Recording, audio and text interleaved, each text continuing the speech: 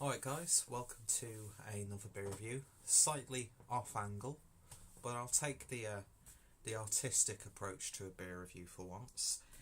Today we're taking a long overdue visit back to Wylam over in Newcastle, and we are having a look at the Freak Magnet Double IPA, clocking in at 8.5% ABV.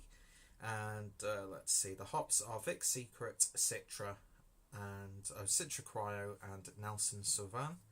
And I tell you what, absolutely awesome artwork on this can. Not too sure who this is courtesy of this time, but it's got sort of like a retro feel about it, even bordering into the steampunk. But then of course you've got the absurd and abstract, but a beautiful illustration style. Sort of reminds me of what you'd see in like a classic children's book, so I'm not sure if that was the theme behind it, but it fits in well with the name Freak Magnet, which for some reason that reminds me of a song title. I'm not too sure. I could be completely wrong, but I am most of the time. So yeah, pick this up from the wonderful Northern Beer Temple, my favourite bottle shop in Wigan. And my favourite bottle shop in general. I always come out spending much more than I intended to, not because of pricing, but because I see a lot of beers that I never really intended to purchase. And speaking of price, really good value, and I think I paid just over. I've just taken the price off, just over £6 for this, so I'm not too unhappy about that. But yes, so links down below to Northern Beer Temple, as well as Wylam, and also to the artist behind this absolutely wonderful can artwork. Anyway, so waffling on already. Just come home from work, had a bacon butty. I'm off tomorrow, so I'm going to have a couple of drinks. And if you are against me, then you can get the hell out of town, bro. Don't ask, because I don't know. Anyway, so yeah, not had anything from Wylam. Aside from a beer that I had at Indie Man this year, which I think was it was like the last of a collaboration I did with Buxton, and it was an Imperial Stout, I believe. So it was, slightly, drink it now because this is the last of it sort of things. Can't remember what it was called, of course, but that's always the case. Quite a few beers were consumed on that day, and yeah, anyway, so beer in a glass then, and that is a lovely sort of pale mango-y colour. It sort of reminds me of when you mix like a mango compote with yoghurt. It looks considerably bolder and juicier on camera, but it is more pale, going into that sort of like cloudy chicken stock territory. But both in person and on camera looks absolutely fantastic. The beer's not too bad either. Anyway, so it looks awesome. It looks thick, rich and dense. I've been really getting back into the hazy IPAs after getting a little bit of a burnout from them, has to be said. I had some absolute stonkers recently, and I've heard a lot of good things about this. So beer didn't really pour with any head at all due to the way I poured it, but what I can see is a really nice white head. So let's see what we get on the nose. Breakfast juice all day. Lovely grapefruity, citrusy tones. A little bit of a mango puree. Passion fruit. It's a really nice sweetness actually. Yeah, smells absolutely wonderful. So let's give it a taste. Cheers, guys.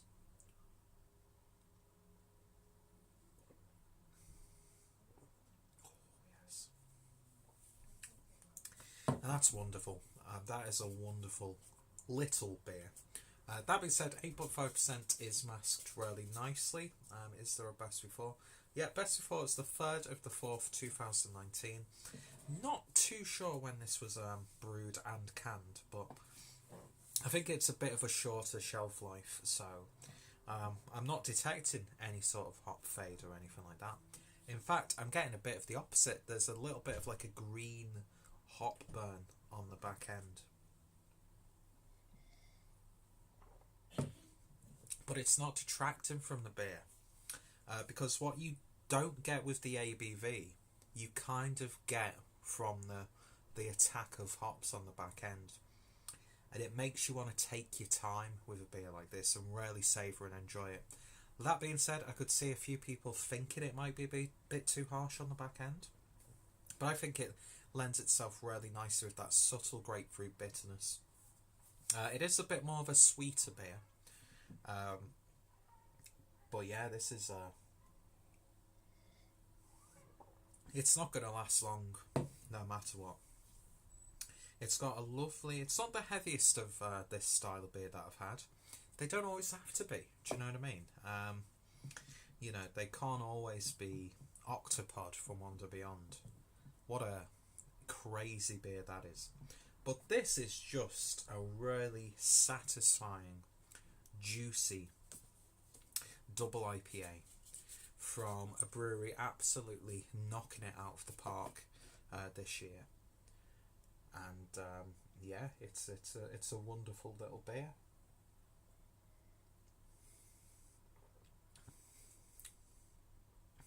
But yeah, definitely got a little bit of a kick on the back end, which I could see some people not really liking too much.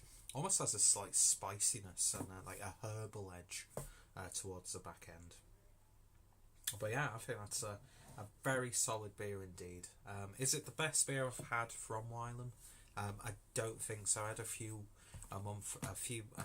I had one a few months ago, trying to say, which was a collaboration with... Can't remember who it was a collaboration with, but it was like a sour mash IPA, which I did review on the channel, and that was just that just like ticked all the boxes for me. This is still a fabulous little beer, but you know, in this beery landscape, it's hard for these beers to really stand out from each other, but you would not say no to another can of that. And I'd actually be interested to see what this would be like maybe a month or so further along down the line, because I'm recording this roughly around mid-October. Can't remember the date because I'm an idiot. But yeah, I'd be interested to see if this would smooth down slightly. It's not the fruitiest of IPAs of this style. It's a little bit floral. You definitely get more of the citrusy flavours, which I really like. And yeah, it's got Citra Cryo in it, and I'm a big fan of Citra, and I really enjoy Citra Cryo, so I'm definitely picking up that hop in there. And there's that sort of like champagne-y, almost spicy hop character coming from the Nelson Sauvin, which I tend to find.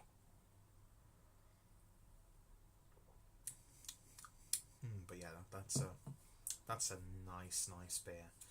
In terms of a rating then, I'm going to give that an 8 out of 10. I think it's very deserving of an 8 out of 10. For an 8.5% beer, remarkably drinkable. So better not drink it too quick. But yeah, I need to pull my finger out and drink more beers from Wylam, because from what I've had so far, I've really enjoyed. So anyway, if you've tried this beer, then let me know your thoughts, opinions down below. Are you a fan of the brewery? What's some of your favourite beers? If only other friends and fellow beer tubers have reviewed it, their links will be down below as well. Check out the brewery, check out Northern Beer Temple, if I remember to, because I keep forgetting to put the actual relevant playlists in the video description. If I remember to, I'll put my Wylam playlist down there as well. And yeah, getting really back into my juicy IPAs. And that's a really nice, it's approachable, I would say, but just bear in mind of the attack on the back end. But compared to some that I have had, it is actually quite tame and doesn't really affect the flavour too negatively. But maybe just a month more, or a few weeks more at least, when that like softens slightly, I think I would probably enjoy it a little bit more. But 8 out of 10, can't really complain. Anyway, thank you guys for watching, and yes, that is a towel hanging on the back of my chair. Why did I point that out? Nobody cares. Nobody cares. Thank you for watching, and I shall hopefully see you all later. Cheers.